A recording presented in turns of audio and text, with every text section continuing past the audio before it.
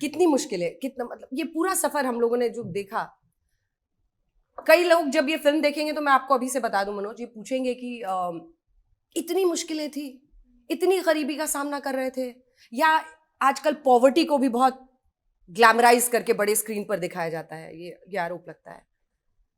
क्या परिस्थितियां थी? ये सवाल उन्हीं के मन में आता है जिन्होंने पॉवर्टी देखी नहीं है।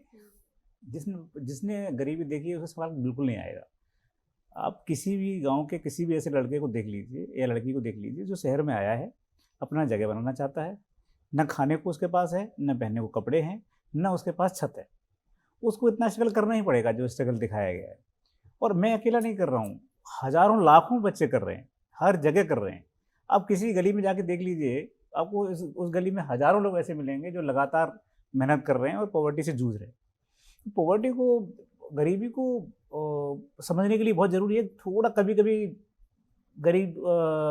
गरीब होके देख लेना ज़रूरी है। जिसने भूख सही है वो समझ पाएगा, जिसने भूख नहीं सही है वो नहीं समझ पाएगा। जब आपके पास एक ही टाइम खाने को रहता है और आप 5 बजे खाते हैं, तो सुबह से आप भूखे रहते हैं 5 बजे तक के लिए, और उसके बाद आप रात तक भूखे रहते हैं, तो तब समझ में आता है कि पॉवर्टी क्या है।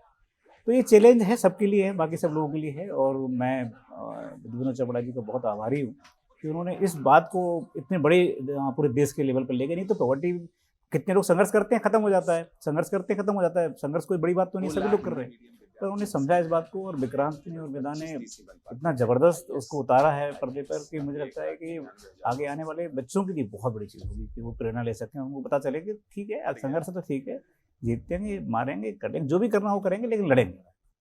ये फिल्म में जो किरदार है उसमें एक बहुत ही गरीब बैकग्राउंड से है, और आप रीजनेबली मीडियम क्लास फैमिली से आती हुई दिखाई दे रही हैं। क्यों आप, why did you stick with him, क्यों आप उनके साथ रही? मनोज का जो कैरेक्टर था वो बहुत ही मजबूत था, और उस समय जैसे अगर मैं उस जर्नी में जब इनके साथ में थी तो मुझे बड़ा आकर्षित करता था कि कुछ पता नहीं है कि आगे खाने का क्या होने वाला है, पहनने के लिए वही 1-2 कपड़े हैं, लेकिन सपना बड़ा साफ दिखाई देता है, वो जद्दोजहद एकदम साफ है और बड़ा एक आत्मविश्वास है।